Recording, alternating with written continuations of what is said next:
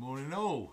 Right, another Saturday morning begins with me seeing what else we can do. Let me just flick back over the chat. Morning Barry, morning Peter, morning Leroy. Morning Chris, morning Colin, morning Mark, morning Peter. Might have a double mention there, who knows. Morning Mark, morning again Colin, and thank you very much, that's very kind of you. Morning Miss T. I've got everybody, I'm catching up. Morning Malcolm, and oh, morning Mr. Walt. And marmalade at the ready. Oh, we had a jar of homemade marmalade popped in the other day. Haven't tried it yet. Right. Morning Paul. And good morning Mr. Michael Stratton. Good morning all. Morning Jays.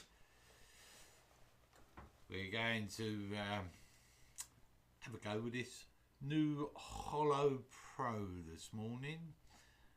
Make a little hollow form, maybe a bit carving, bit colour, you know, that sort of stuff as we do on a Saturday. Morning Paul, morning Juries, and morning anybody I've just missed while I was waffling on. Morning David, morning, morning, as they say, morning, good morning, nice to see you yawning. Well, we've got a few minutes to go yet. Morning Stuart. Now the old Saturday mornings are getting brighter and we're getting more freedom. More people will be out and about. Morning Stephen, morning Andrew, morning Clive. More people will be out and about. So what I might do is revamp my demonstrations. Morning Clive. Because I'd like to be out and about on a Saturday morning. Now we're getting a bit of freedom, bit of sunshine, all that sort of stuff. We'll see. Saturday mornings won't be the same.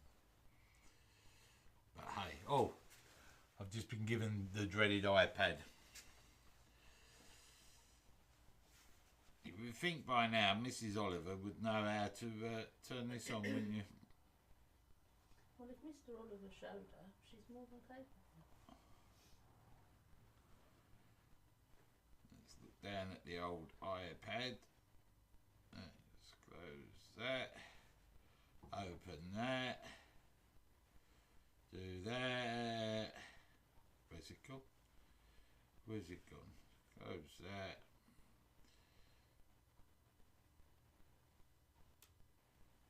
Do that. And do that, and do that, and do that. Where is that? Mr. Oliver could use the iPad, it'd be useful.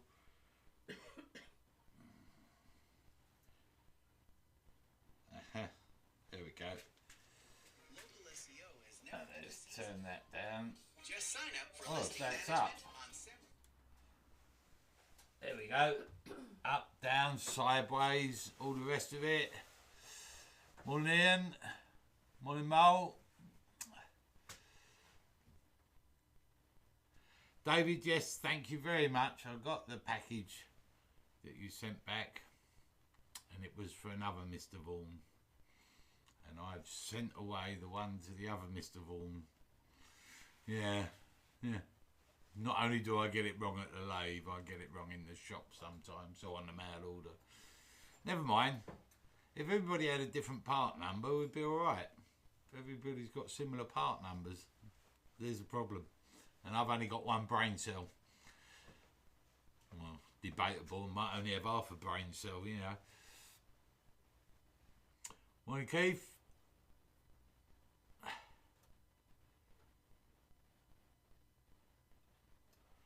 Listening whilst in the workshop, well that's alright, as long as you're not watching while turning. Morning Roy, yes, definitely warmer today. It was cold when I got up this morning, I was up early, 5 o'clock. 5 o'clock. It's not bad. It was a bit of a line, really. Yes. How are we doing? 3 minutes. And then we'll get going. I shall explain last week's debacle. The camera's slightly out. I can just see a corner, black corner there. Never mind. Got me coffee. Mrs. Oliver has brought over coffee. Fantastic. Morning, Hans. Morning, Elena.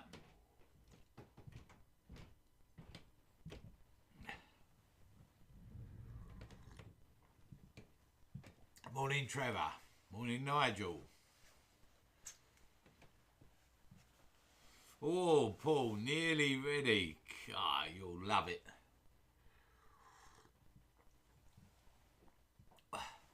Ooh. Morning, David. Morning, Michael and Christine, or Christine and Michael, whichever way round. Morning, Patrick.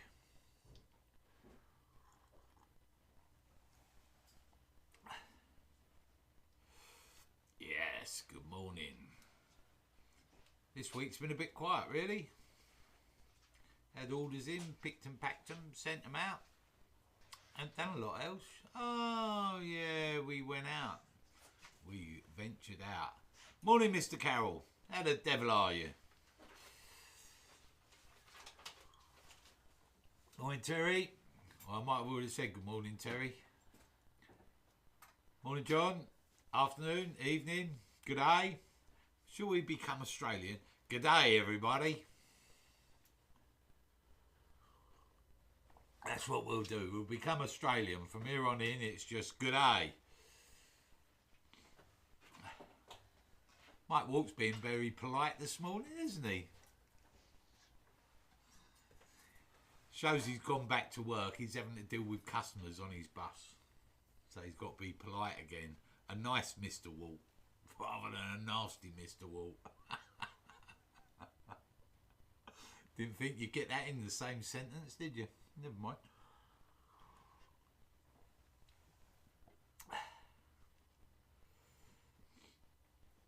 God, we've got misters going on now. Right, well, morning, mister. Mr. Morning. Mr. Men. Don't say everything that pops into your head. Anything could come out. Oh, I've been told to turf off by the Welshman. He likes a bit of turf. Morning, Ray. Right, people. We're at that magic hour, 10 o'clock. Put me coffee down. So last week, it was a disaster. Disaster it was. Morning, Mr. Clark. How are we? Morning, Martin. Morning, 4. Kings, Owls. Right. So it was a bit of a disaster. The reason it was a disaster, I didn't mount the wood properly the first week round, so it was all out of sync. So then it was never going to work properly, and that's the trouble of not paying attention to what you're doing. So then I tried to use a gold leaf, and it didn't work very well, did it? No. So what I did last Saturday afternoon, all disgruntled, came back over here, remounted the bow. I've shot a video, but I'm editing it at the moment. I'm not the fastest editor in the world, and I've had other things on, you know, go home, have me tea, sit in the chair, fall asleep, that sort of stuff. Anyway, so I remounted it, squared it all up, got it on, and returned it. So I returned this thing, and then I gold leafed it again, and it didn't work. And I thought, well, I did gold leafing some years ago. It always worked all right. So Karen came over with her artistic skills, and she had a look at it. And she said, well, it's not. I said, no, it's not working. So, when Reg, I'm sort of keeping an eye on the chat at the same time. So we looked at the packet. Well, it wasn't actually gold leaf. I was using a gold leaf substitute. It's a bit cheaper, and you know, it worked all right before. Great. So Karen's looking at it, and on the front, in print, it says shelf life 3 months, not 6 years. Problem. So, yeah, you could say bad workman always blames his tools, but it did honestly say use within 3 months. So, and down here. So, this is what we've got now. I'll bring that into the camera a bit. So it's gold, but using gold paint. It's still on the chuck because I've got a couple of marks in the lacquer, so I'm going to slightly sand that off and buff it up and get a nice gloss shine. And the gold's come up and you can see the texture. That was the look I was looking for. It's not as off-centered now because when I remounted it, you know, normal things. So, but that's where it's going. It's going to get a gold rim and then lacquered up, and then we'll be there. So I'll put a video up at some time. So that was that. So that was that. Ah, good morning, Lady H. So we got there. Bit of a faff, but never mind. So anyway, over to today's project. No expense spared. Outside, I had this old log. I don't know what it's going to be like. It's got a few cracks in the end there where it's dried out. This end looks all right, so hopefully it's got a bit of burr in it. It's a bit of horse chestnut. And what we're going to do is put it between centres, turn it round, and then we're going to attempt to use the HollowPro. See, I said attempt, because I've not used one really before. So, well, I haven't used one ever. So, anyway, it looks fairly simple. We'll see how we get on. So, let's come over to another camera so you can see what's going on. And if we key that off, go camera 1. If I bring that down there, you can see what's going on. Yes. Good. So we want to just get a couple of rough centres. We're not going to worry about it too much. So what I want to do is get the maximum diameter at this end, maximum at the other. So I'm just going to use a compass. Bring it there. Bring it there. Bring it round there. That gives me a sort of maximum for this end. So if I push, it's going to be quite soft. Push down there, there's a marker for me steb at that end. I'll flick it over. You can see me cracks there, so I'm hoping I can get rid of them. And I'm just going to sort of rough this into a centre somewhere around there. We're a bit further up there. This is all Chippy's eye stuff. So somewhere around there. So we're going to call that our centre there. So we've got 2 markers in there. Now, I've got to decide which end is the more solid. I think this end to be the more solid. And that don't look so solid. So, get my glasses on for a second, because I've just marked that and I can't see the mark. It's there.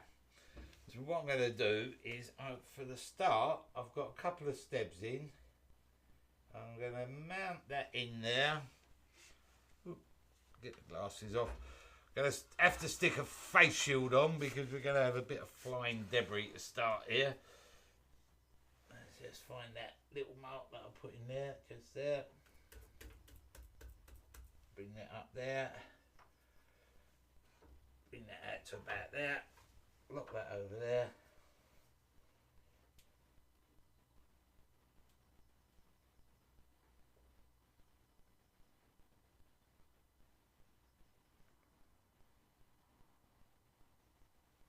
There's me mark there. Right.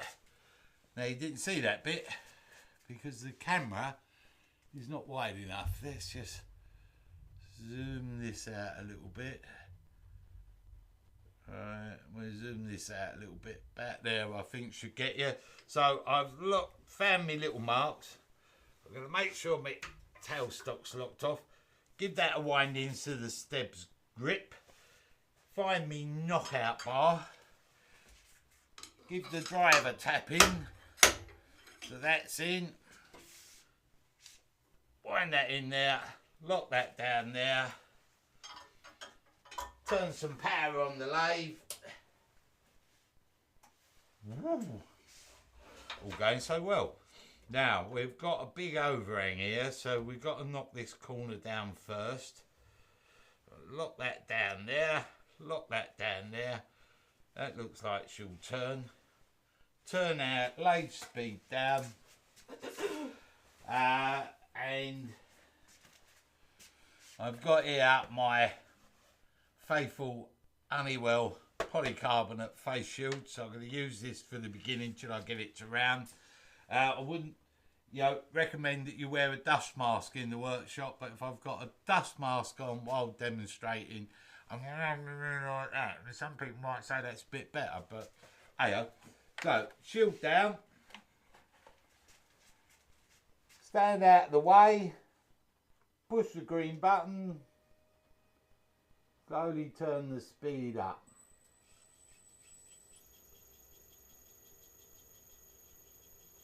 Won't go too mad at the moment. Now I'm going to use the tool rest as my guide and just see if I can chip away this end. A little bit more. A little bit more. A little bit more.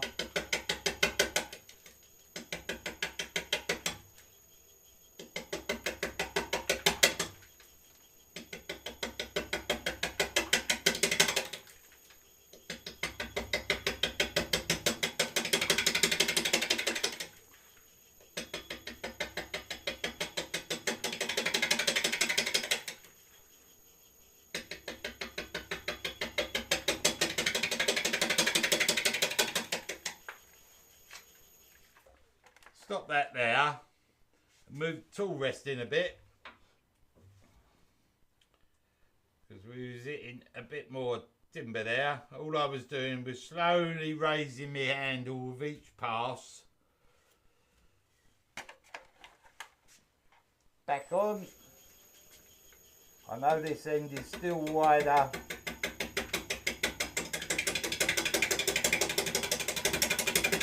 Tool's just in the side.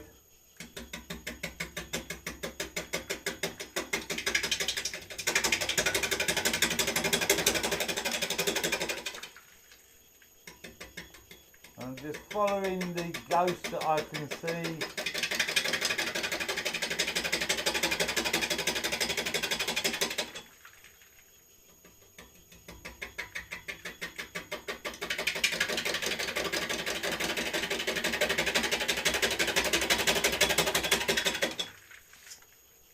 Stop that there.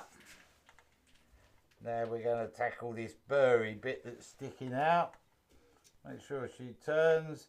So now we're going to start our cut midway down the tool rest and proceed along. Pick it up just outside. Don't try and take too much.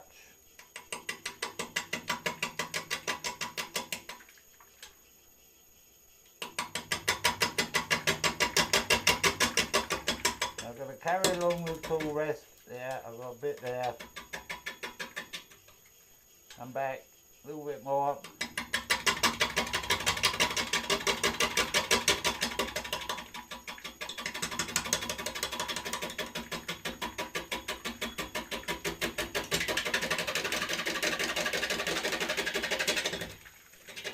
Stop there. Stop that there. Now bring this up a bit more. I've got quite a firm grip on the tool. Try and not let it bounce off of these high points.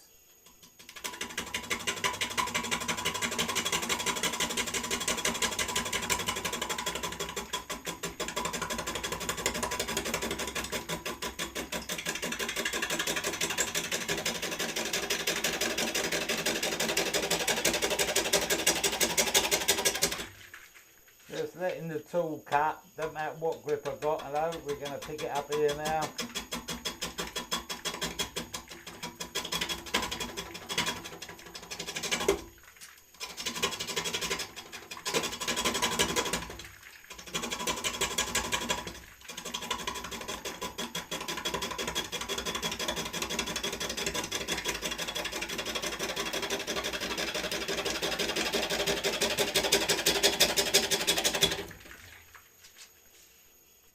Now the only problem with turning pieces of wood like this, it creates a real mess and I have to tidy up afterwards. Mrs. Oliver refuses to tidy up the workshop. Right, so we're all clear. We've got a little bit that's sticking out there. I'm going to get rid of that. And we've started to cut the other side of the log now. Looks like it's got a bit of sporting in it as well. Someone's asking what the wood is. You've got no idea of it. Sorry? Someone asked what the wood is. The wood is a bit of horse chestnut burrs, just an old horse chestnut log that's been sitting around outside for a while, crocodile. So, there we go. Now we're just going to knock that bit off at the end.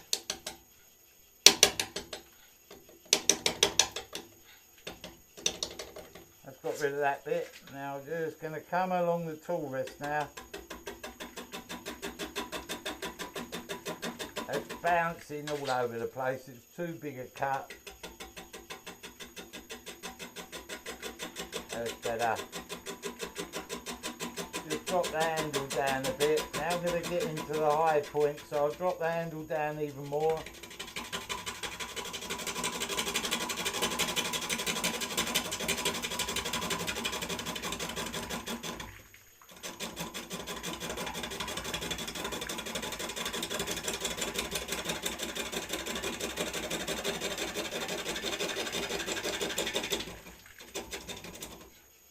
Bounced off there. Let's see how close we are. Right, that's better. I keep moving the tool rest up closer and closer because I've got a lot of voids. Probably get a little bit more speed into it now.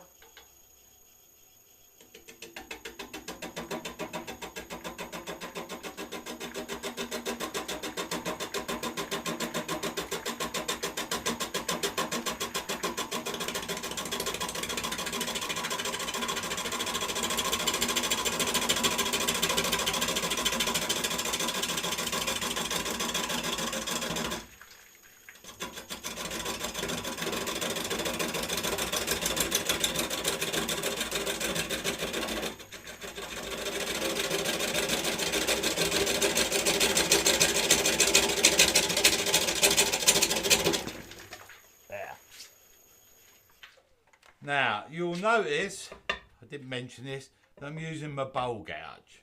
Your bowl gouge is your strongest tool, and if you're going to do a log like this with bits and pieces all over the place, you're better off, even though this is a spindle blank, essentially, using your bowl gouge because it's a stronger tool and it will take the impact in the voids and that sort of thing, where your spindle roughing gouge, I've got one here.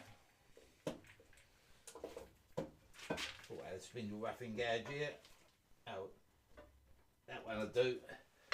Your spindle roughing gouge is a tool for a spindle, but you can see the voids there. That could easily catch that wing, and you start, and then you've got a snap spindle roughing gouge. So, if you're doing something like this, bowl gouge to start with. Once it's nice and round, you can use your spindle roughing gouge if you want to, or just use your bowl gouge. Is the wood green or wet? The wood is wettish, greenish. Yeah, it's a log.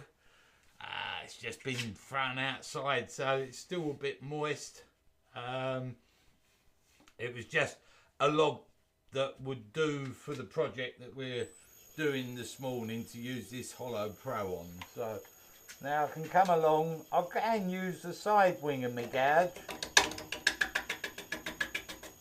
Get a bit more grip there. Tool's firmly in my side.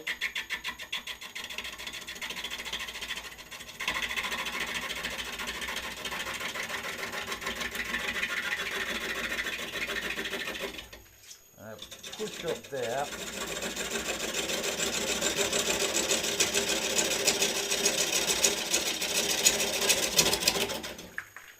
And I can come back the other way, use a fresh edge.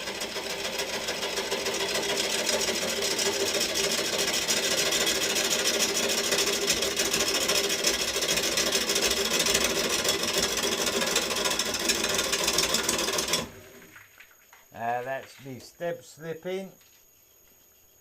Trying to take too much. See if I can get a bit more.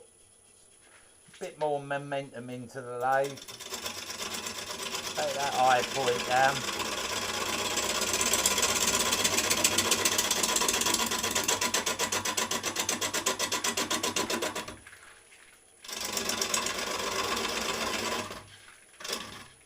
Just pushing me off there a bit. That's better.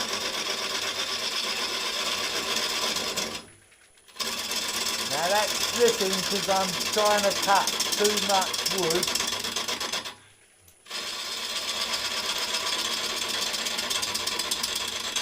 And now I can tackle this end. Now this is the bit that's got a big void.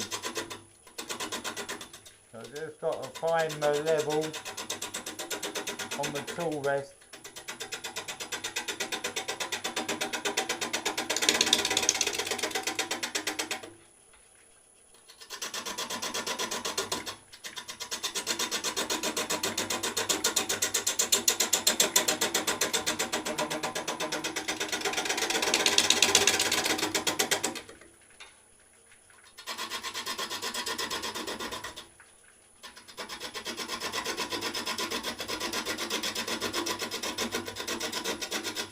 First trying to find the balance of the cut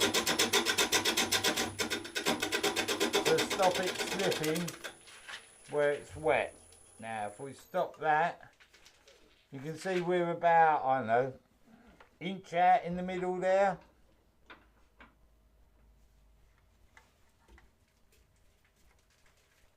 Looks intact, the log, so that's a good thing.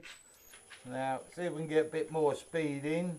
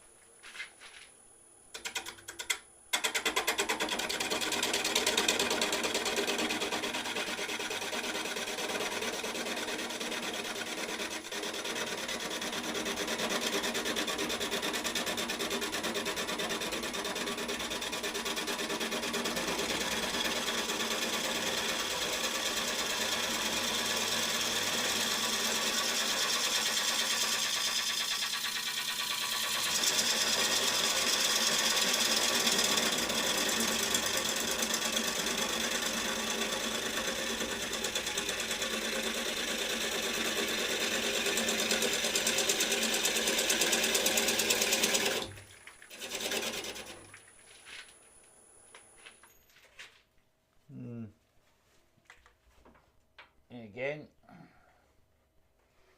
got some lovely colours in this. I was going to texture and colour it. Might not do that. Right, I've just swapped gouges over to a sharper edge. And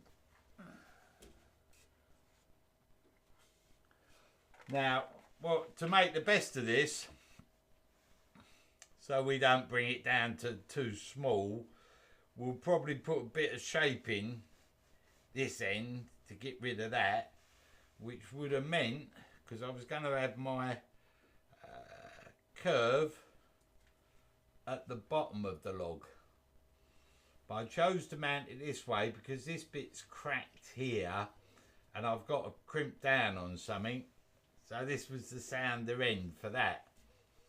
So now I've got a little issue,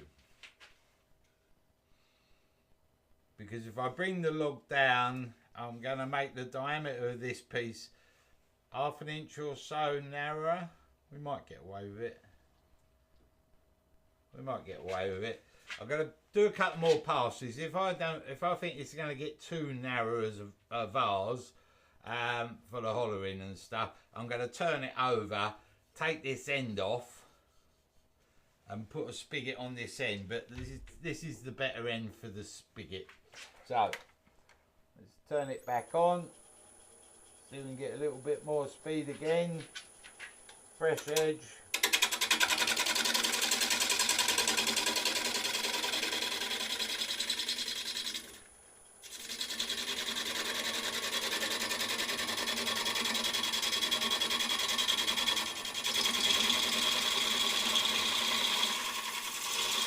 See the difference that fresh edge has made? The wood's not trying to stop so much.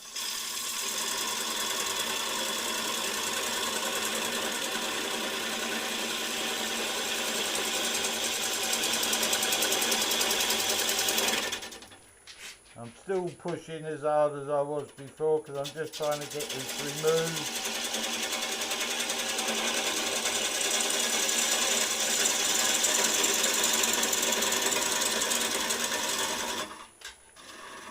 Keep that cut on, Oliver.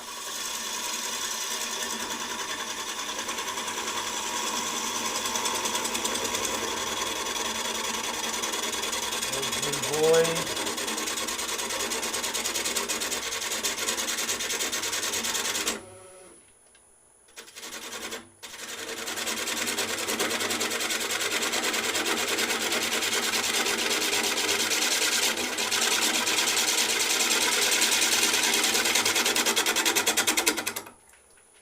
Step slipping a little bit, let's give it a little tweak, a bit more tension. Pick that up.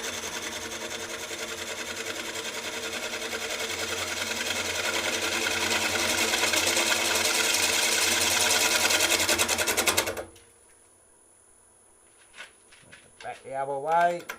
Now we can start using the wing of the tool more.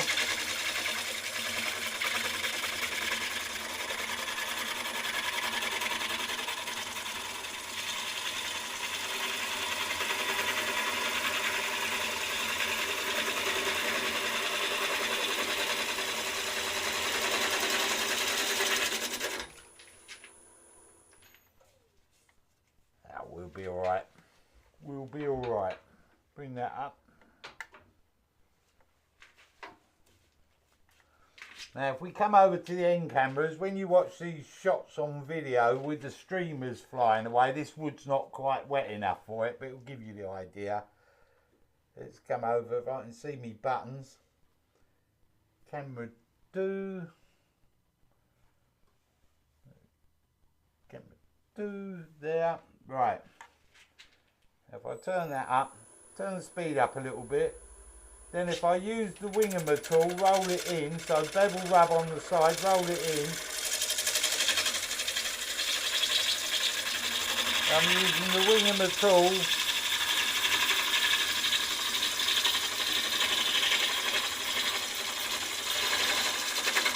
And that's how you shoot your shavings across the floor.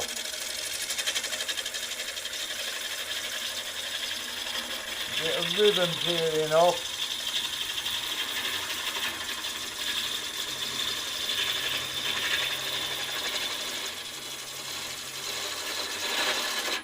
What I needed was a camera mounted to the side. Would look better, but on green timber, that's how they do it. Remember being at a demo once, Simon Oak and a couple of the others, they had their lathe wicked up and they were seeing who could shoot the shavings the furthest with a bit of green timber. It's quite good fun. So that's how it's done. Now I've got a real mess here. So now I'm nearly round. I've got a little void there, that will come out in a minute. What I want to do now is square this end up. Let's come back over it. You can see I want to square this end up. Turn the key off. Square this end up. So many things to think about. And get something from each chuck to get it onto, and we'll get it into a chuck. Come on, tool rest. What's the matter with you? That's it. Wouldn't slide. Wouldn't slide for me. I'll bring this down here. Make sure she's going to turn. We'll come back over to that end camera and zoom that out. You've got a chunk of green cloth behind. Can't really see too much there, can you? Bring that down. That's better. Need remote cameras. So we're just going to turn this on now. Drop my face shield down. Square the end up to get a mounting on it. Raise the handle as I go in. Stop short of my steps so I don't ruin my gouge.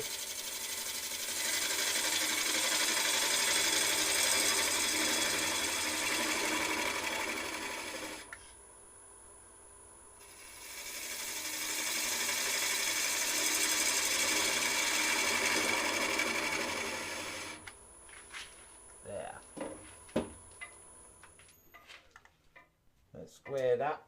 There's a couple of cracks there, and I think they'll be alright because we're going to cramp down on them.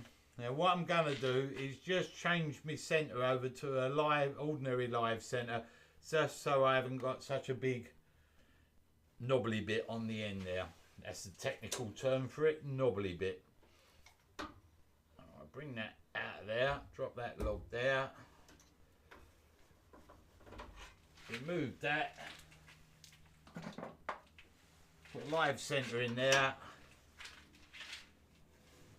get it back on my centre mark there, bash me space helmet on the overhead camera. There we are, that's that bit. I can get that in a bit tighter now and mark off my spigot. So today I'm going to use these gripper jaws. They're quite deep. I want a fairly big spigot on this old log, and I just need the verniers to measure what size this spigot's got to be. So I'll shut the jaws up a bit, leave myself around about a 5mm gap, 6mm gap in between the jaws, something like that, because it's wet, it's going to clamp down on the wood. Find out what size I'm dealing with. There. Looks about right. Chip his eye. Make sure. Double check. Measure twice, cut once, all that. So I need a spigot that's going to be around about 57, 58mm. So I'm just going to go in left hand point, scribes the line, right hand point, eyes it in. Do not put the right hand point in. You know what happens? Get the person behind you. So don't do that unless you want to get rid of them. So just about there. Line it up, give it a push. There's our line.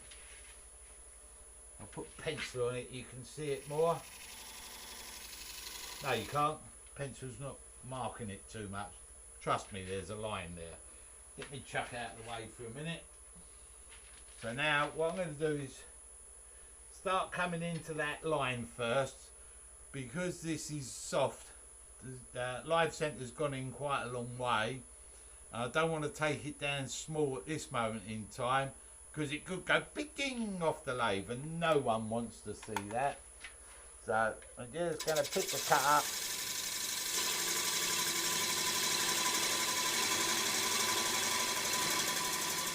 Bring it near the line. Trying to cut too much. And what's happening here, the reason it's the tools need probably sharpening, not so much that they're blunt, they're covered in sap. Covered in sap off the old wet log, and it's gluing the edge up more than. Now what I want to do now is check how deep my jaws are. And this spigot, that's what I call it, needs to be 15, so I'll make it 14 so that that's not sitting on the bottom. And I've got about 3mm to go, so I'll do another cut in there.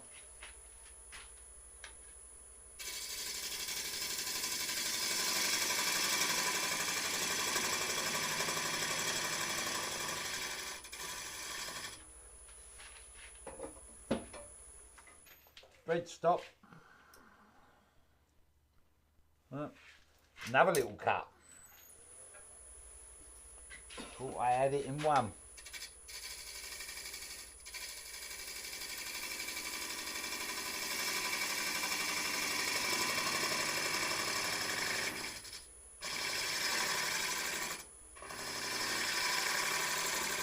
Just getting a bit closer to the line. Have a look at that. Right, that's me depth. There's me line. So I'm just going to bring me tool rest round now. And as per normal, I'll use me skew, if I can find it, as a scraper, and I'm going to come in here and bring it down to that line that you can't really see. So I could bring it down to anywhere and say that's the line, you wouldn't know. There's me line. Peel that bit off. Now I want to make sure this shoulder's nice and square. That there. And just change the angle because the jaws are grippers, so they're straight.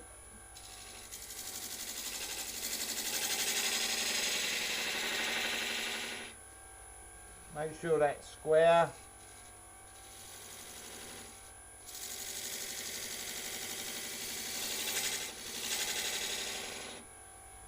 That's square. Now I'm just going to take this down a bit.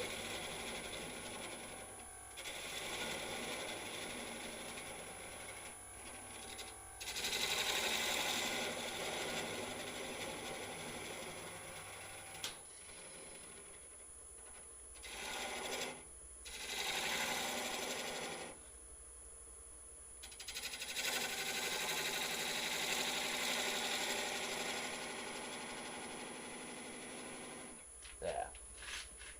That should do us. Stop that. Check that. That's alright. Now we'll take this out of here. This bit will sit in the hollow in the back of the jaws.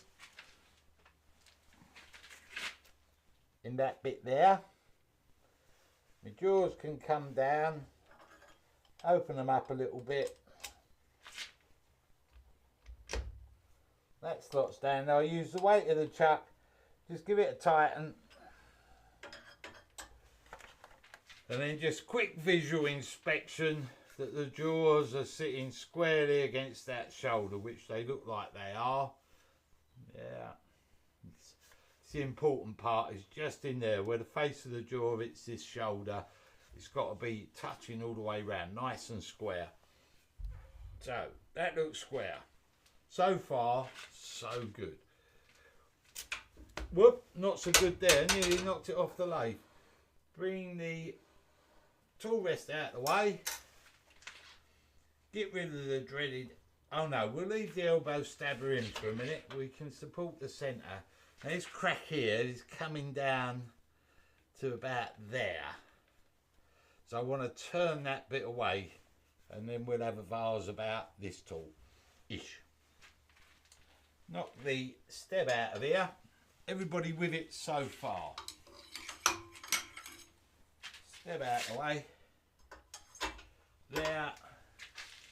Gone. Tool rest out of the way. It's a heavy old chuck, this. Give that a lock on there. And then we can make sure she's locked up. Put the pin in. Get the chuck key in one of these holes. Actually, put the pin in somewhere else. Just about there. And then give that a knock over so that's locked in. Let's come back to our overhead. I'll just tighten this down. Now I'm crushing straws, so I can tighten down quite tightly.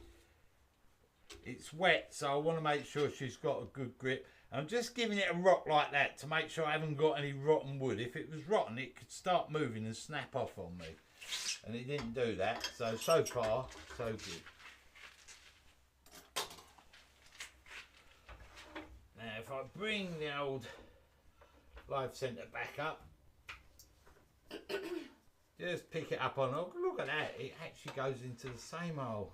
Anybody can think, I know what I'm doing of. Today maybe, another day, haven't got a clue. Right, so now we're going to start cutting down, and what I want to do realistically is come down to somewhere there. You see that on the camera?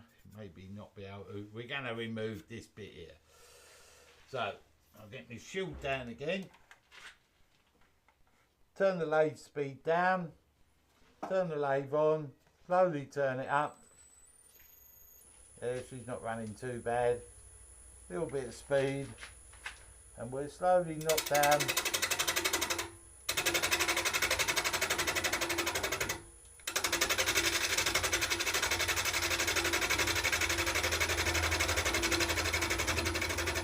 This end.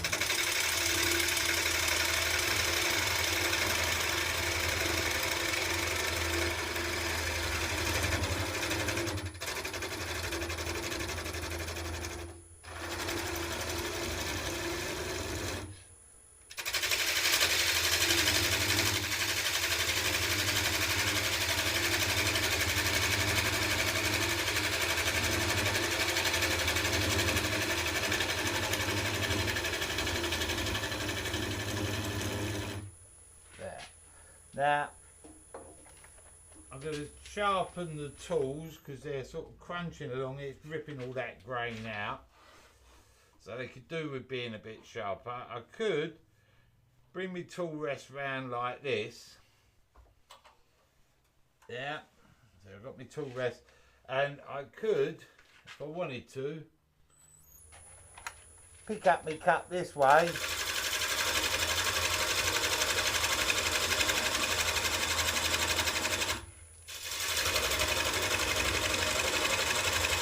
Just chop it down like that. Or I could use the parting tool and part through.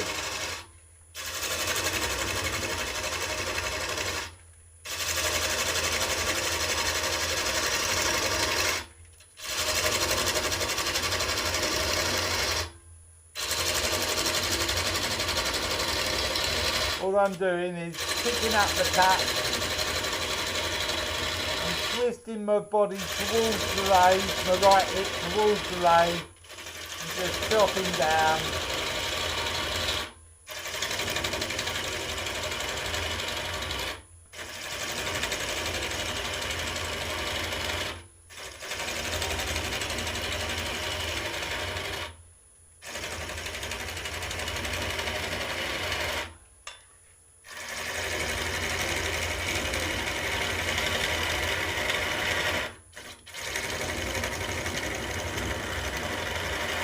Sorry? Move the camera a bit. Oh, blimey. Camera's moved a lot. You know what? I was messing around with the camera this morning. I didn't lock it off so you can feel seasick. Look, it swings on its own. Ooh. Oh, the boats are rocking this morning. What's he up to now then? So the camera's on a tripod and I didn't lock off the tripod. There. Tripod's fitted to an overhead gantry so I can move it in and out and swing it all about. And I could just twist that around there a little bit. And then I could zoom in a little bit. There. And maybe if we went back to camera 2, that'd give you a better view. I'm a poet and didn't know it. Here we go. So now we're just coming down. That's the chop down action that I was using. Still using.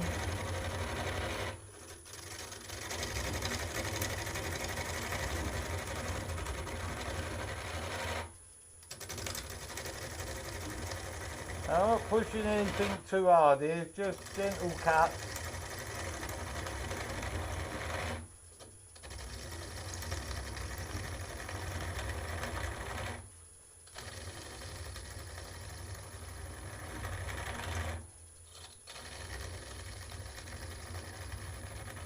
Tip of the tool.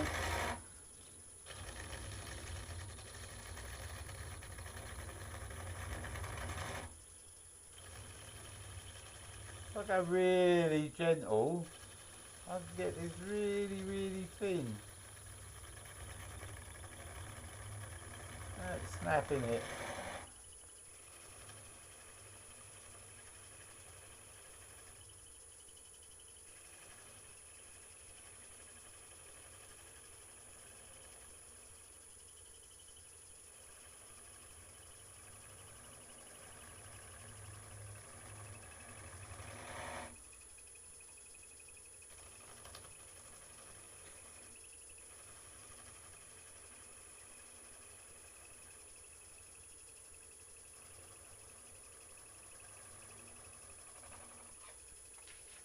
And we keep going like that.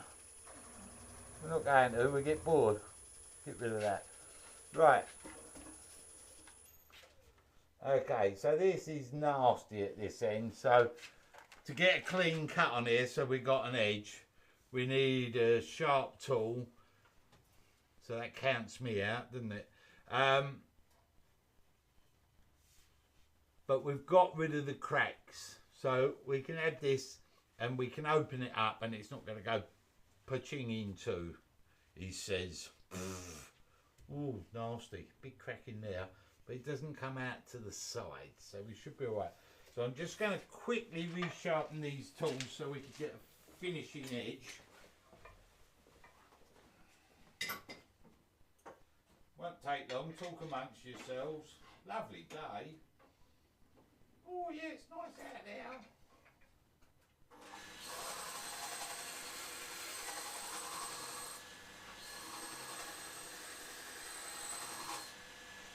One done.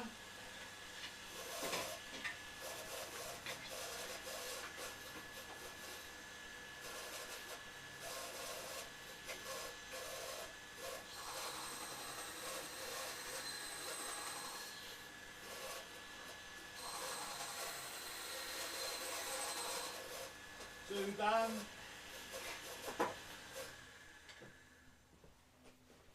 So now we're just going to come in, see if we can get a finishing edge on here. Don't have to be a finishing edge too far. I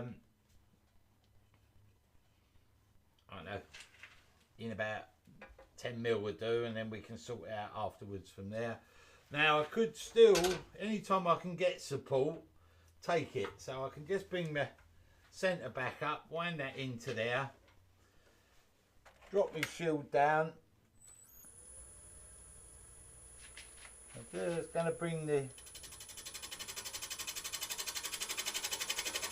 top shape up.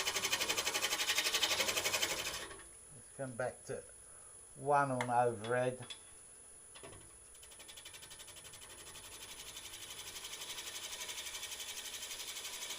Now I don't really have to clean this up at this moment in time because we haven't got our outside shape yet. The reason I'm doing it is I want to just make sure a little bit of a crack there coming down. There is a little bit of a crack there where the cracks were. And I've got a little crack there, so I could put some super glue in that just to firm it up. Or I could cut it down even further, but there's a dark line as part of this.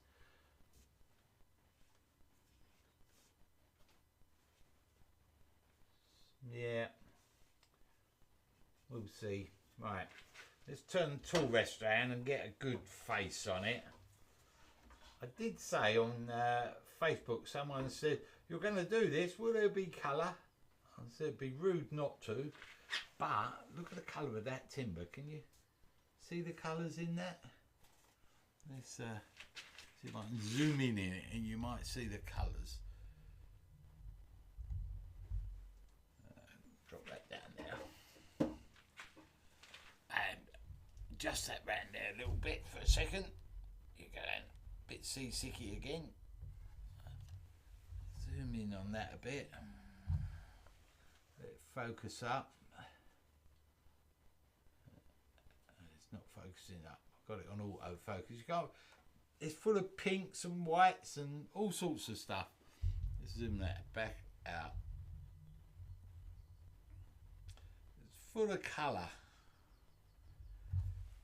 Natural colour. So it might just be a natural vase. Might not be no colouring.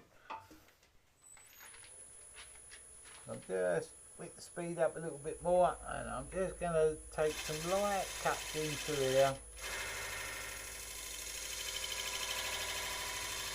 I'll just see if I can get a clean edge.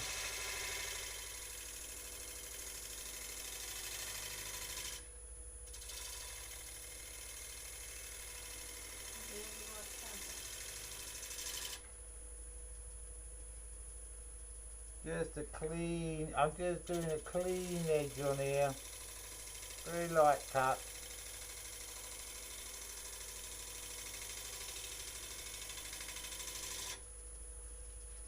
And I'll stop that. And then I've got a clean edge, no torn grain. You see it's all torn here, but there it's nice and clean. So I can get a clean edge on it. So that's good. So we're going to come down. I'll just get rid of this bit.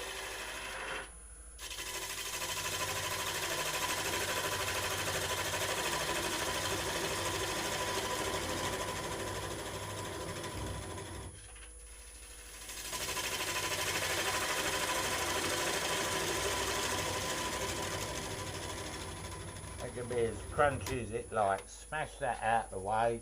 Stop messing about, Oliver. Right. We're not worried about that bit. I've got a crack here. It comes out to here, but it looks like it just turns into a sport line there. But there is a crack there. Just there. So what I'm going to do is float a bit of super glue into that crack.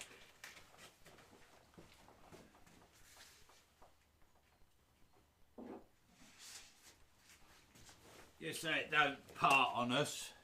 Don't think it will, but belt and braces. So this is just thin CA, and the reason I use thin CA here is so that it gets down into the crack. And nothing's coming out of the CA bottle because the last time I used it I didn't wipe the top. Typical Oliver.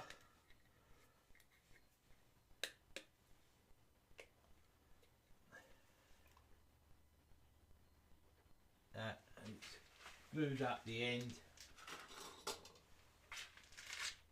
Oh, sorry, in there. It's where you need a pin, and I haven't got a pin. Come on. I need a pin or scalpel over there. Pass over that red handled scalpel. Thank you very much. We're going to operate on the CA bottle. So what we do is we get the scalpel and just cut away from you, obviously. Cut away. See if that's clear now. Always handy to have a scalpel laying around in your workshop. It's gone down deeper than I thought. It'd be easy just go and get another bottle of CA. You know what it's like once you start, you can't give up, can you? Just cut down, use the wood for this.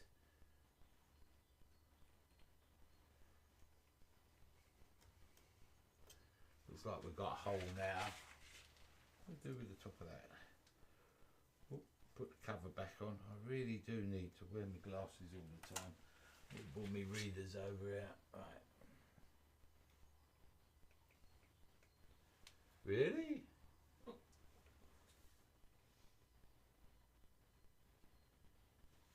Let's give up with that. Let's get another CA.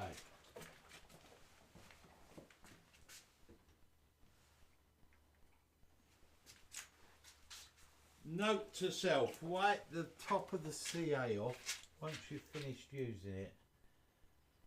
That would have been quicker to do that first time round, wouldn't it? So I'm just getting that into the crack, let it sink in there a bit. And because I don't want to be covered in CA, use the accelerator. Oh no, look at that, the accelerator's run out. I'm lucky you got a shot.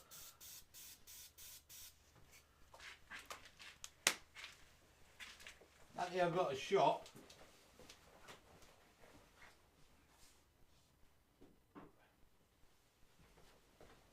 Nice new one, look at that. I bet you all wished you could do that. Right, I'm going to give that a good coating of accelerator. And just want to wipe that off with something. A bit of paper towel here. Make sure it's not going to fly all over me. Okay. So now we want to bore a hole through our vase. Actually, we want to put a bit of outside shape onto our vase, don't we? Forgot all about that. Ugly looking vase, up to his normal standard. Right, there we go. Just put that live centre back in there for a minute. Give it a bit of support. So we want to do a bit of shape. So let's come back overhead. Ding. And zoomy that out a little bit. You can see everything. So this bit here is going to be our dead wood. So we can part off. If we find a ruler of some description, and we've got 200 mil-ish, 200 mil, 210. So things work in thirds, realistically. So there is a third, and there is a third, and there's a third. But I want a fairly straight-sided vase for this. So I'm just going to come down and about here. I'm just going to tuck it under a little bit, so it will come down and then be fairly straight. Quite a simple design, but they work. So first, let's get the outside of this log nice and straight. Just use the tool rest as my guide.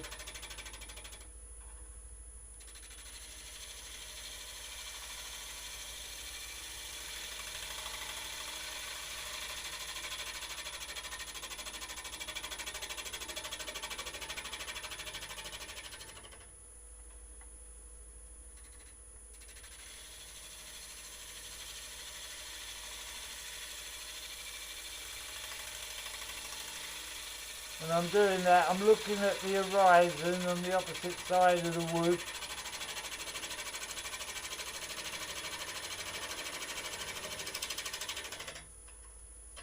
Just pushing off there a little bit.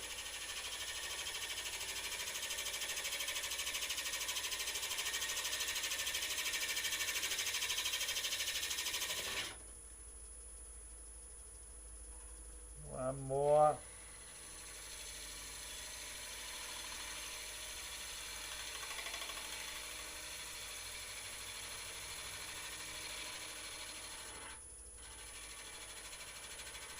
Just lost the cut there a little bit. I'm just going really fine here.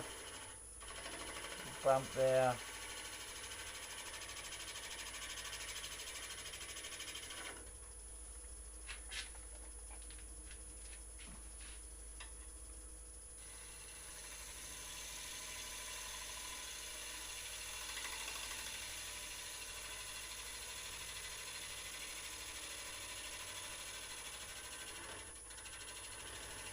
Hollow there, little high point there,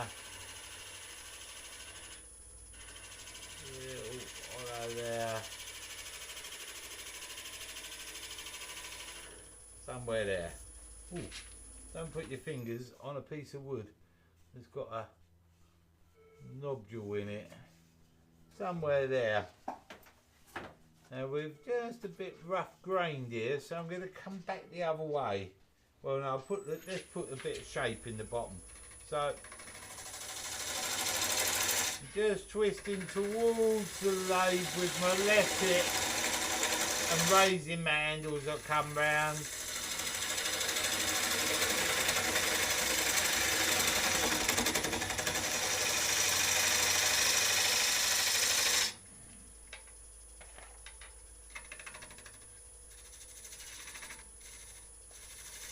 Up back there.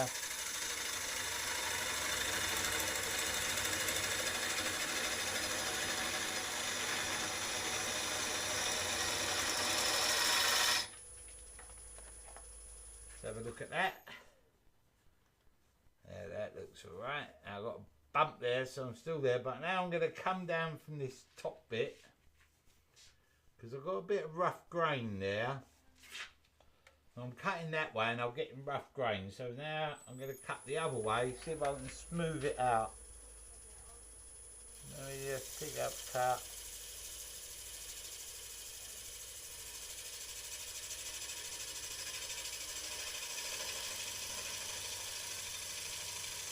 Coming into me fresh air.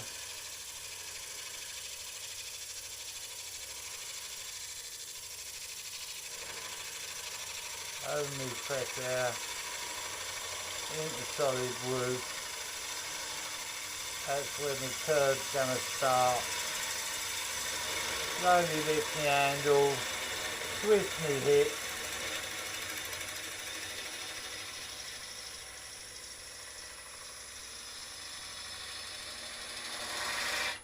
Somewhere there. I tidied that bit of grain up. Didn't want to be cut that way, wanted to be cut that way. Right, so there's our outside shape. We'll get rid of this bit of waste wood here.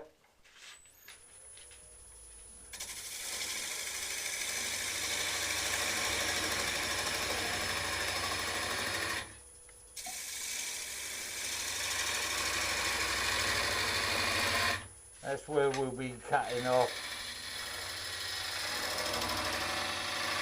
Somewhere there. Something like that. Now we want to bore a depth hole into this. Red stop, red stop. Bore a depth hole into this now. Get rid of that, let that off. Don't do that, there's a camera in your way. That's it. Turning with cameras ain't the easiest thing in the world when they're all over the place. Right, get rid of the rubbish. Let's find a Forstner.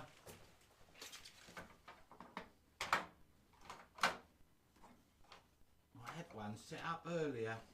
Ah, there it is. Buried. Buried. So, get a rough depth, and it's full length, I think. Ish. That'll do. Somewhere there. Chuck will be handy. There's me chuck. There's me chuck key. Bring this back. Put that into there. Lock that down. That's better. There. Give that a little twist. Let that off. There. Get rid of that. Come over to this. You've got more of an idea what's going on. So if I do this, watch this. Begin. Oliver's comes back.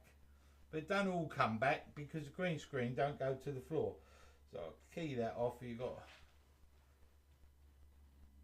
camera 2. You can see the green screen. I bought a new green screen. It was supposed to be 6 foot by 9. It ain't 6 foot in my book.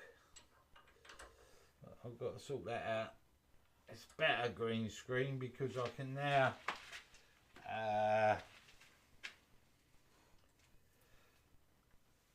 get a better light reflection on it. You keep messing around with this stuff. Ask Pat, he'll tell you. Right, if you were doing this in the real world, what I would do is cut the first part of the hole without the extension bar in. And then once I got down so far, I'd then put it in the extension because you get a bit of movement on the extension bar. But I'm not too worried about this because it's going to be a big opening. So I'm going to knock the speed back to around about 500 and just support the bar as I come in. See what I mean? That's wobbling all over the place in that end grain. Once we get in, we'll be alright.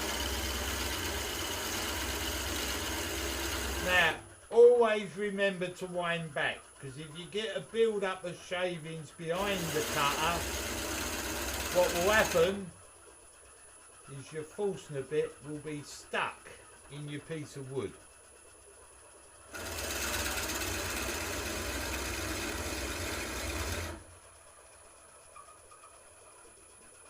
Keep winding her back. Now we're at the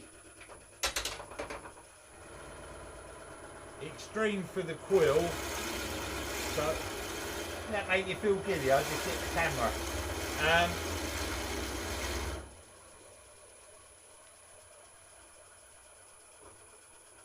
Wind it back, forward.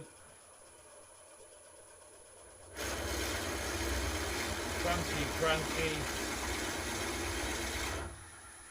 I'm just supporting the chuck so it didn't do that. And do you see that slip? Because I've got a build up of wet wood on the Forstner, and now I've got a stuck Forstner bit. Not that stuck. I went a little bit mad. See all that coming out of there? If I'd gone much further, we could be in a bit of trouble, Malcolm. We might be in a bit of trouble now. Let's get rid of that. That's it. There we go. Always bring it back. Now, what I would normally do, is just draw it back and push it forward, the tailstock, to empty it. But I've got a camera and tripod in the way, so I've got to rejig this a little bit.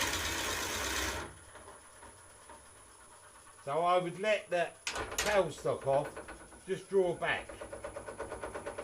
Then I'd go forward again.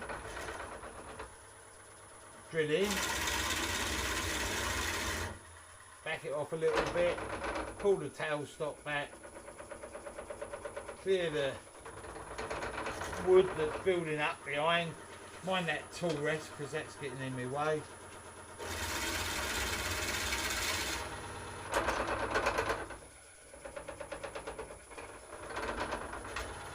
Lock that off. Hit the camera.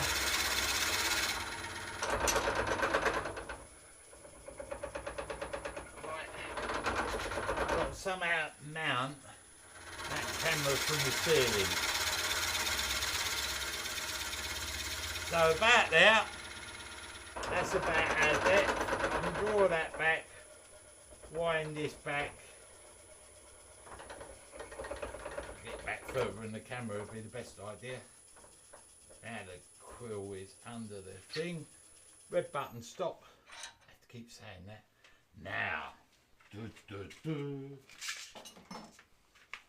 we're ready to start hollowing this. So, my normal approach is just to use the hollowing tool, and my future approach will be just to use the hollowing tool. But for the purpose of, I'm going to remove my tool rest, and if I come, camera one, overhead, I've got a problem. The vase is in the way. Let's tilt you over. Oh, I wonder if camera 2 will pick it up. No, not really. Camera 1. Yeah, right. So, let's pan you round again. To about there. And then if we zoom you in a little bit, you're going in and out. It's like doing the okey cokey, isn't it? In and out. Shake it all about. Let's get rid of that face shield for a minute. Right, get a bit bald. It's just so you can see. So this is the HollowPro. It's up in your top left hand corner. HollowPro. We've got the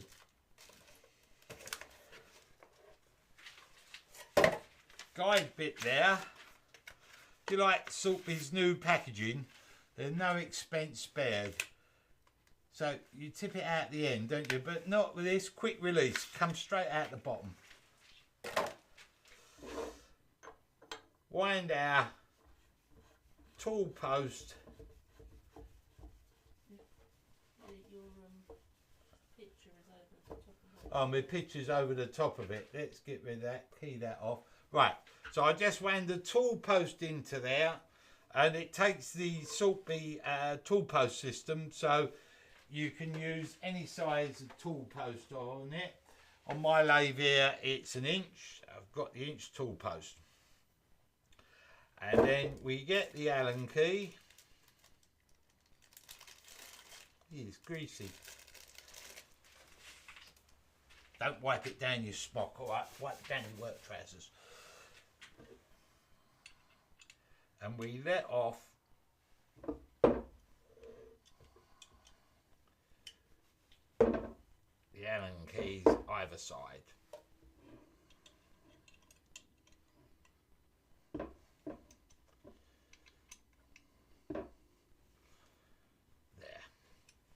Now this bit then can move up and down. Got that? Up and down. And the idea is you bring this over onto the top of your tool and your bottom of the tool sits on there, and then if you get a catch it can't bang up on you, is the idea. So let's remove the board. Let's bring the tool rest up, banjo, put this into here, and then, have I got that the right way round? Yep, that will go like that. Now you can't really see that, let's bring that into the camera. So this bar comes down on top of your tool. Now let's find a hollowing tool.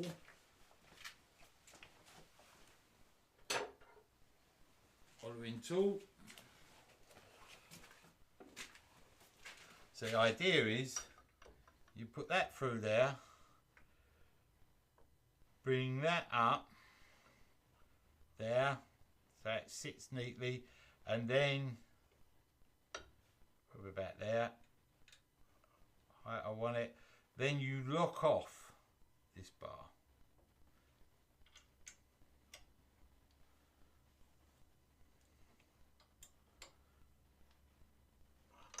Lock the other side off. You might need to zoom out a bit. Zoom out a bit. It's only doing up grub screws. Won't worry about that. So, what I'm going to do, put my hollowing tool safely down there. I'm going to rotate my headstock out a little bit because I've got a camera in the way. So I can't come straight down the lathe bed. Let this off, pull that out. Why are you no twisty? There. Mind me tool thing.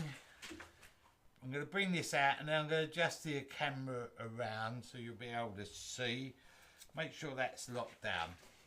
Oh, the bar's rolling with solid bars. They're rolling bars. So you can float your tool in and out. I'm just moving you around here somehow.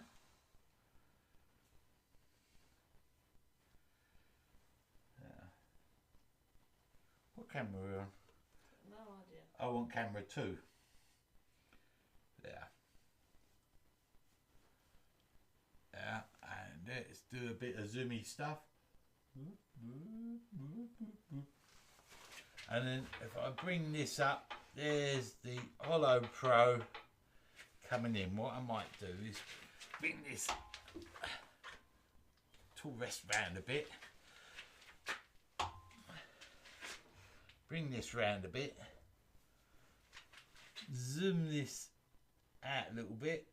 Oh, now you can see the messy workshop. Right, so we're somewhere there. Let's see if I can bring that round.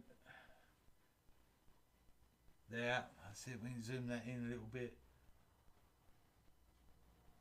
There, I don't want to go too bad. So, our setup now is we come through here. Now I want to cut at around about 7 o'clock. So I want to raise this HollowPro up a little bit.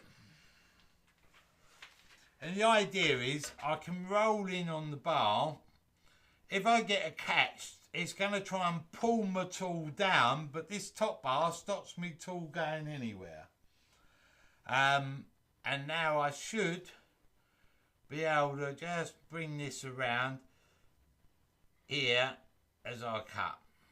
Okay, that's the plan. So I'm going to bring me control box up this end so I'm not stretching down the lathe. Turn it on.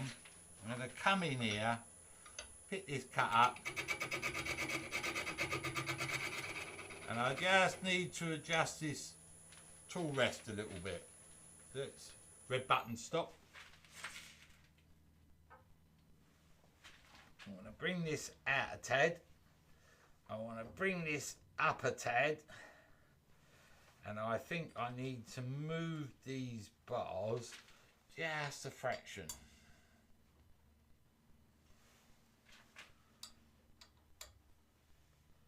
Let that off. I just want to move this. Locked them all up. Let's let that off a little bit. Let this off a little bit. Let this off a lot. I just want to bring that there. Let's try that.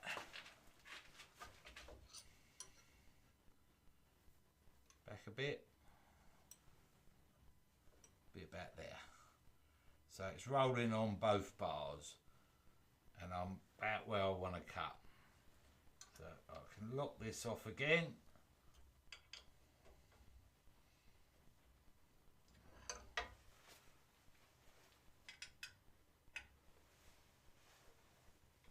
Lock this off again.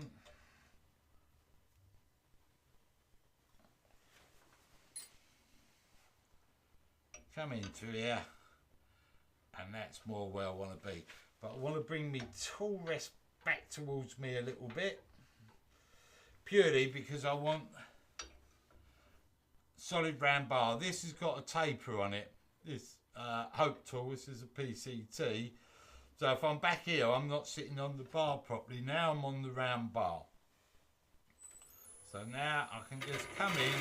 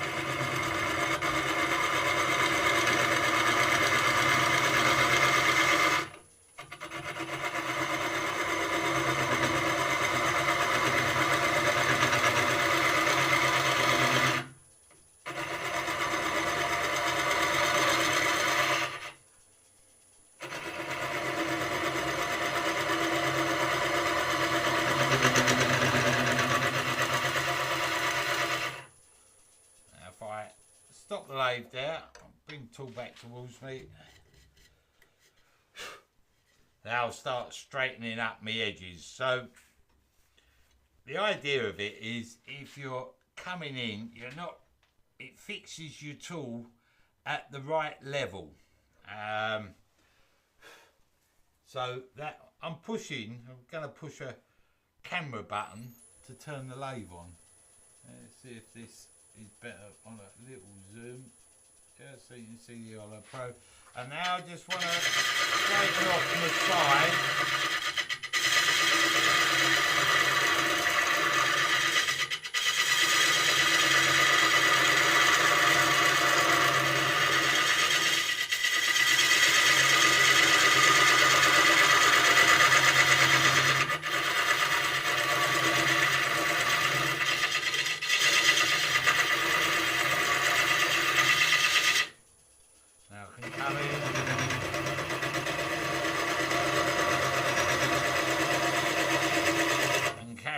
going down.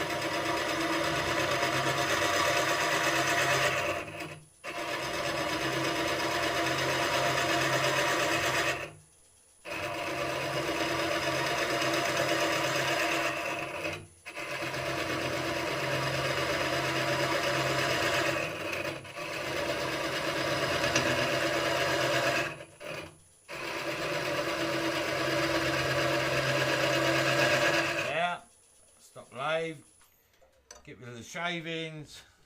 Would you need longer handles if you're using it? No, you don't need longer handles. Where it will come in, I think, in useful is if you're deep hollowing, because the deeper you go into something, the more the pressure is on the tip to pull you down. So if I'm down here, obviously I can go full depth, but my tip's still going to stay at the same level. It can be done without a HollowPro. It's called tool control. But for hobby turners that are trying to hollow at depth, it just gives you that confidence that your tool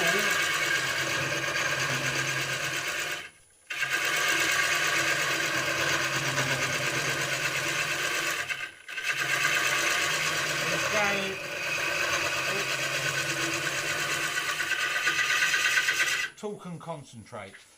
What it's going to do for anybody that's new to hollowing, once we get down here, you're starting to get deep, and this is nice and open. I've done an open vessel so you can see what's going on. I'll move the camera around a bit in a minute so we can get right down there.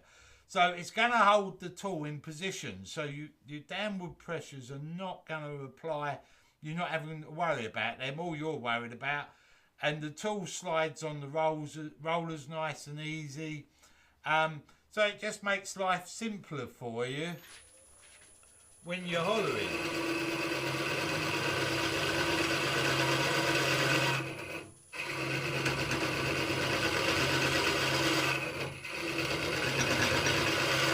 Speed this process up a little bit.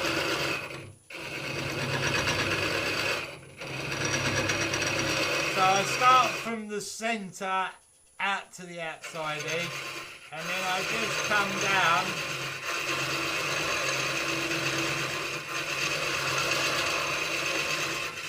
I'm just trying to come down in straight lines.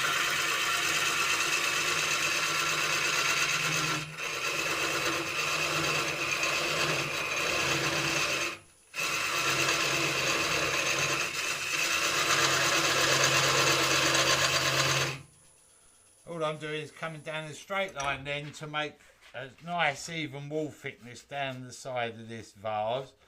Now I could put a scraper in here and go down with a scraper to tidy it up. You can do a bowl with it if you so wish. You could do an outside shape with it. It stops the tool. What it helps you because your tool's not going around. It's one of those, if you want to seriously do wood turning, if you learn the tool control, then you don't really need something like this. Would I use it? If I was going really deep, I probably would. If I was going sort of 20 inches with a much longer tool, I probably would, because there is a bit of wayward, and what happens is you've got your tool tucked under your arm, so you get a lot of pressure under the arm as you're controlling the tool. So for deep hollowing, and they do big versions of this, I think Carter's do one in America, and a lot of the boys that do real deep hollowing, they use this sort of system, and it works, you know. Do you think it would be better for somebody with bad back? Yeah, for if you've got bad back, then it would work well, because there's no pressure on this tool handle at all. When you're hollowing, you get a bit of pressure on your tool handle, I've got no pressure here at all. I'm just literally, all I'm doing is moving the tool from side to side. It won't stop you going through the side of something, as I'll probably demonstrate in a minute. But it's, you're not having to concentrate and grip hold of the tool and fight the tool. You shouldn't be doing that anyway, but it just takes that out of the equation.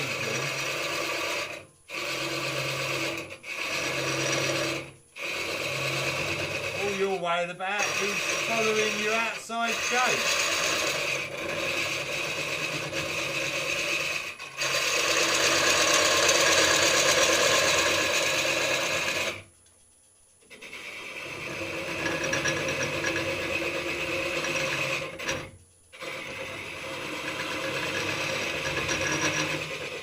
It does keep the tool nice and steady in its design, which is quite good really. I see my wall thickness is about right. Now I wonder if I can get a camera down the throat of this thing. Who knows? What's he up to now then? He's going to make us sick again. He's going to move the camera around. How far around can we come? There. Oh, nice picture of the motor, Oliver. And let's drop that down. There.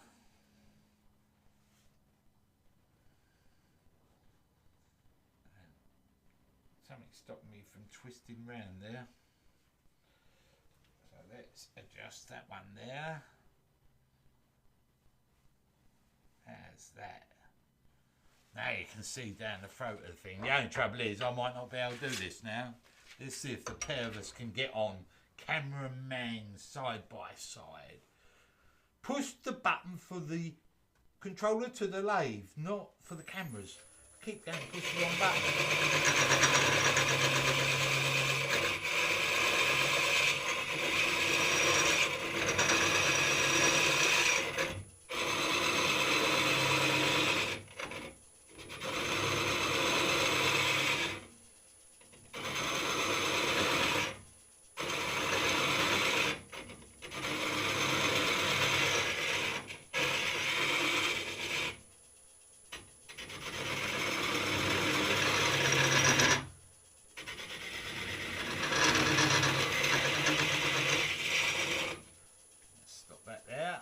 Notice I stop, when I stop I centralise my tool and freeze that there and stop. I don't try and move the tool around because as you lean for the stop button you're quite likely to dig the tool in where you don't want it to dig into. The beauty of doing a big open vase like this, it's easy to get the shavings out. When you do the hollow forms they're a bit more pragmatical. Put it through the bars, see that? I was trying to put it on top of the bar. I'm just down the side here.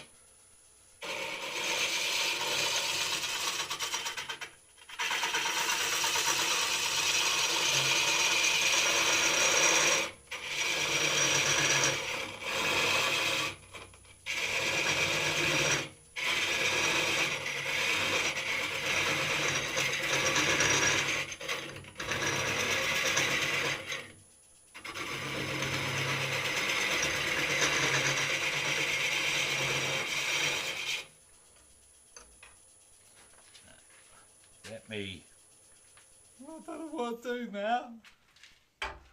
I've got a tool in one hand and I'm trying to turn the lathe off and scrape this out. Note to self, just put the tool down. Simple.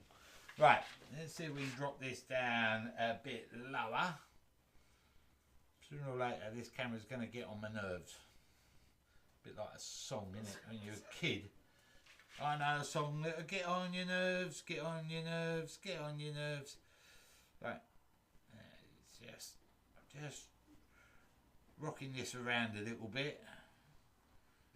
Let's see if I can bring that round. No, that's not a lot of bottle.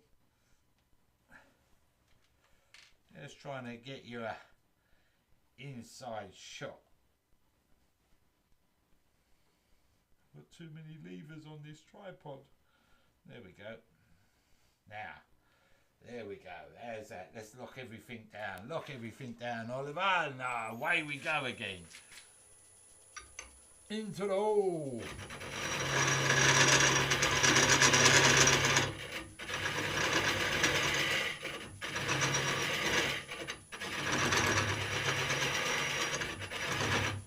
Me cutter.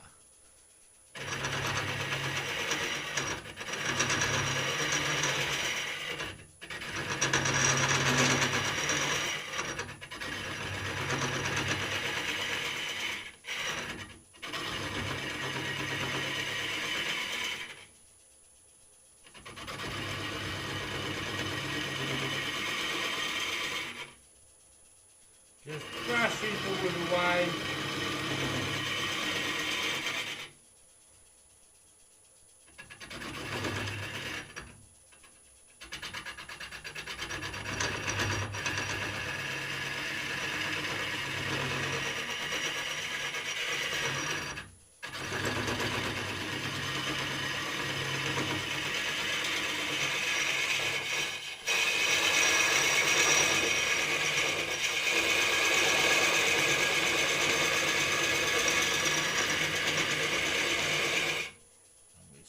Again, see where we're at.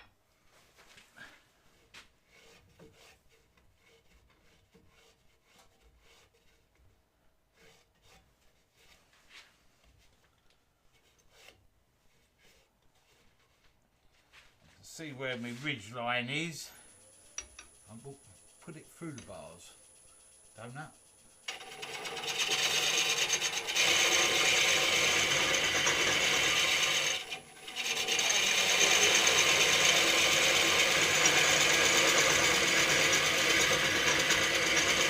What was that? How many times have you used this system? The camera system or the HollowPro? I would imagine HollowPro. The HollowPro, I just unboxed it and used it for the very first time. Never used one before, so it's simple to use. Thank you very much, Pat Carroll. It's very kind of you. Thank you. It's very simple to use. I set it up, put the tool in, and away I went. I've never used one in my life. Sold a few. They seem to be quite popular, so I thought, well, for something different, let's have a play with a HollowPro and see what we think. And it makes life quite simple. As I say, if you've got bad back, I'm realistically, by now, I would be standing with my body, hold on, let's come over to this camera for a minute. I would be standing with my body and my arm on the tool rest as I come down here. But I'm literally, because the camera's in the way, I'm holding on to the tool at the end there like that. So I've got this much tool out in front of my hand, and this is stopping it from moving around. So, you know, that's quite clever. Quite smart. I'm having to hold the tool like that because I've got a camera that you're looking at right next to me.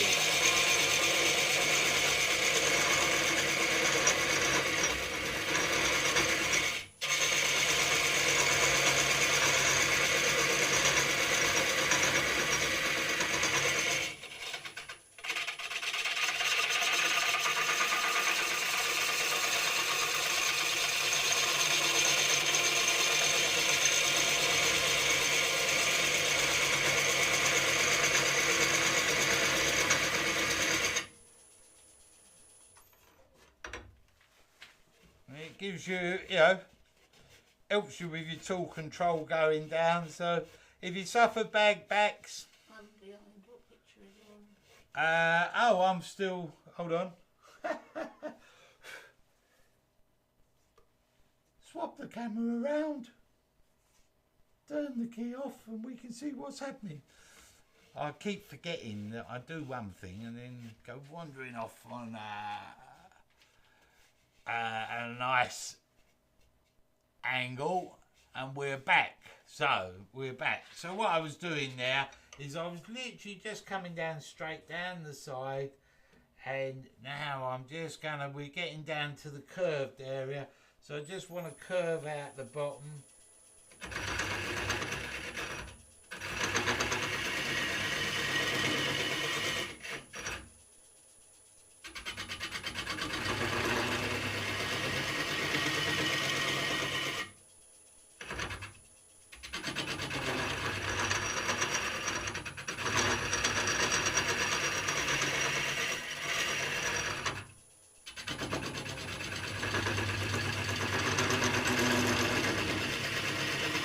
Vibration there is literally me, because I'm having to stand off centre to what I'm doing, because I've got a camera.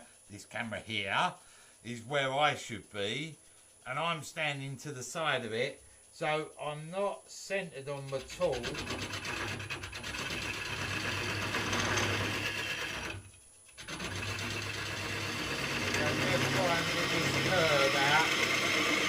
And the problem is, to get that curve out, I would normally twist my body a bit more.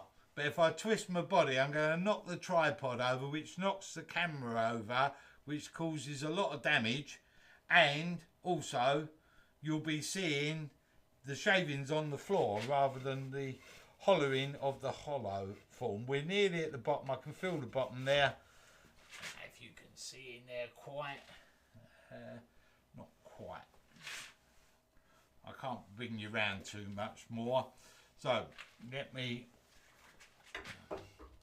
Thank you very much, Helen. That's very kind of you. Thank you. Let me just bring this back up. Is this system easier than the articulated arm system? Now, when you say the articulated arm system, if you're talking, I've got to come even higher, hold on. Yeah, right. You're talking more about the Simon Hope hollowing jig. The hollowing jig is a different beast to this. Now, can you see? You can see a bit. Right, it's a different beast to this.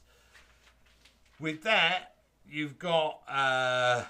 you're just moving an arm around like this, and the cutters, and it's all fastened off. You could use the hollowing jig through this to stop the movement of the tool, because that will try and move and make it much firmer.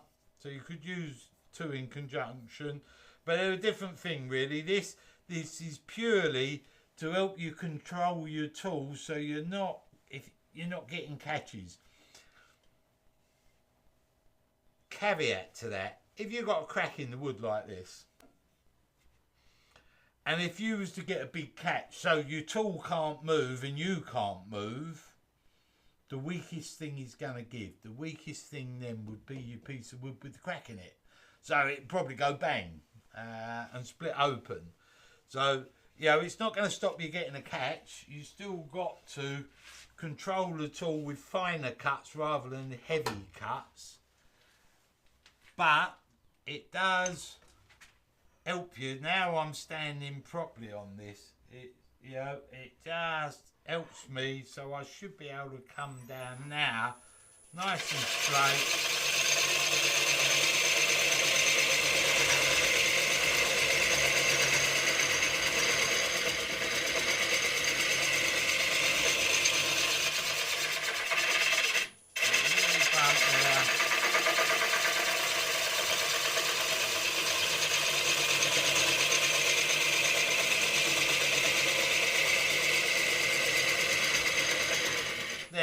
Rolls along the rollers as it's designed to, nice and smoothly, gives me a nice smooth cut going down. So, to say, for a hobby wood turner, if you want to get a nice even finish down your workpiece and you don't want to be fighting the tool, this does make life a bit easier for you. This way, I've got bump now.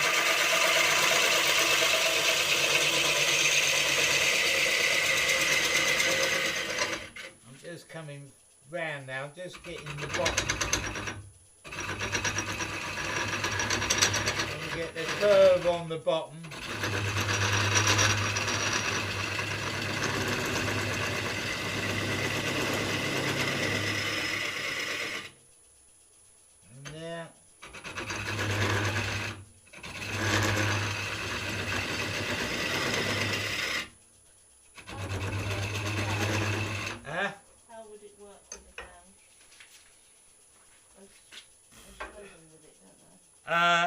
it would work with a gouge. It wouldn't be the way I would use a gouge personally. When I teach the gouge as the handle low. If I zoom out, I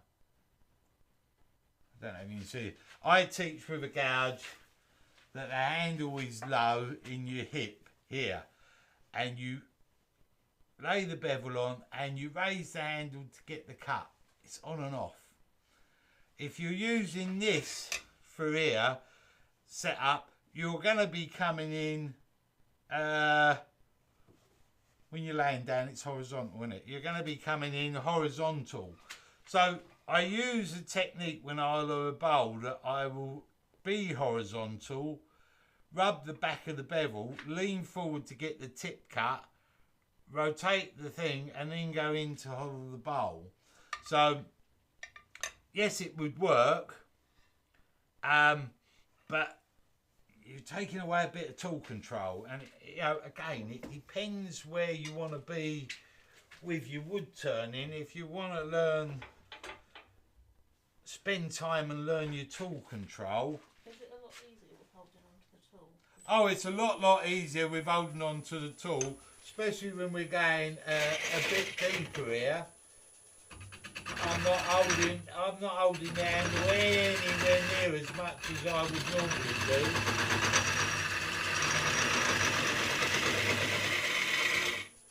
So yeah, there's an advantage there.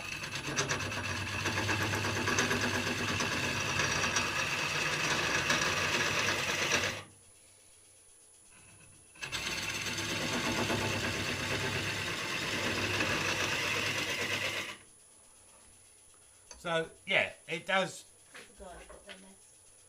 makes life easier, takes the pressure off of you, because this top bar takes the pressure. So if you've got a bad back, if you've got a disability in some way, shape or form, then yeah, a lot of uses. And you know, if you're doing deep hollowing, definitely, even if you're a proficient turner and you're going really deep, it would help you. As I say, they use a bigger bar system, a lot of deep hollowers anyway, when they're going really deep. I mean, we're not going too deep here. We're about 10 inches or something. Can't remember what we said. It was about 10. If we do it in inches, 8. We're 8 inches down here. You know, and there's a lot of difference in pressure. Once you start hollowing above 6 inches, 6 to 9 is one lot of pressure. Once you go above 9 to 12, it's another lot of pressure. Once you go above 12, well, whole new ball game. Can you use it with any size tool? Yeah, you can use it with any size tool, because you adjust these to let off these, what are they called? Allen screws. And then this bar adjusts. So if we let that off, hold on, let's get find a bigger tool than me, shall we? So I'll just let that off. I got that in before you said anything, Mr. Walt. He's gone. Oh, he's gone. Hello, Stuart. Good morning to you. Right, so let's let that off. Let's get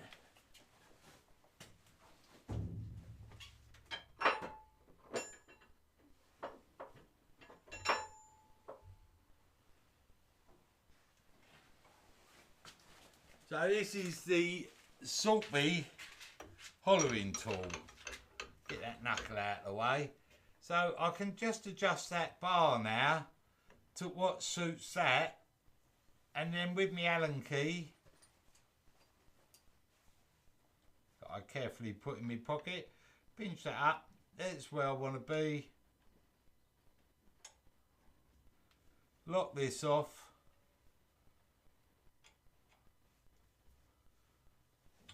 And take my tool out of the way now I've got it pinched up. Lock it off. That was me not locking off the tool rest. I should have just used a spanner on the tool rest. tool post rather when I put it inside there, but I didn't have one to hand, so I just did it hand tight. So now I can come through, and now I'm with, I've lost me on and off button. Bring it back up here.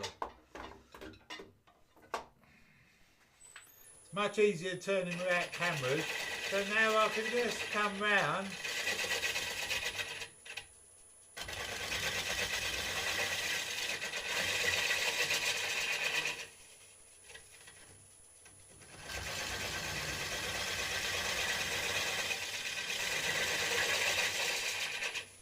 There, and I just noticed I just wasn't far enough down on that, but you can put any size tool into it you want.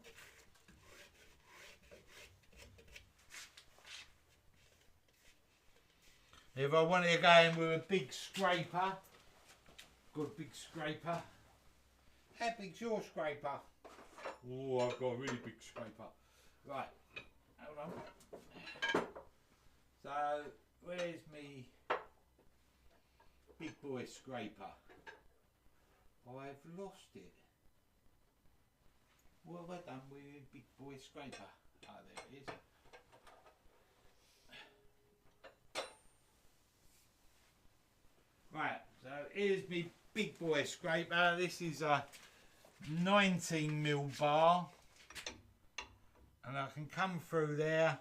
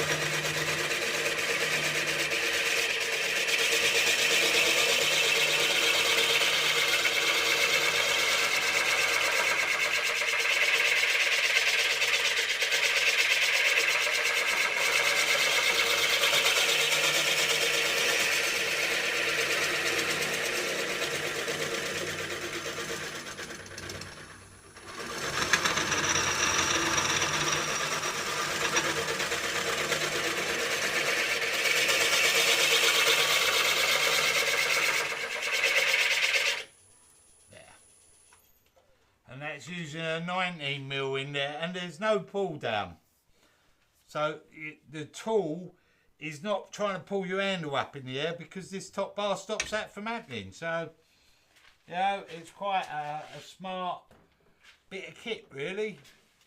Right, 115 or 114 or so. 114.95. But what I'm going to do, I've got 8 left. And once I finish this demo, I shall put you up a discount code of 10% for those 8. Once they're gone, they're gone.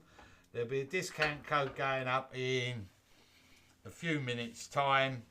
And if you want one at a 10% discount as you're watching today, then I'll do that for you in just a minute. I've got to set it up online. So there's our little vase. If I just don't normally do this, I'll remove it from the chuck. Yeah. I think there's going to be a rush. And I'm going to come over to another camera.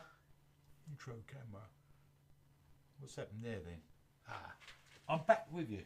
So there's our little vase. I haven't cut the bottom off yet. That way, I haven't cut the bottom off yet because I've got to take just a little bit more out of the inside on this curve. But I was going to texture and colour this, but I'm not going to now.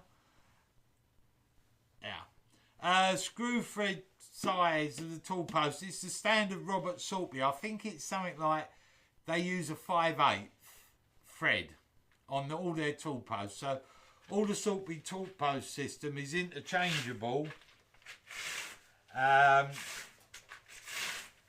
for their crossbars and stuff, and they've designed this to fit on their tool post. So it's whatever happens.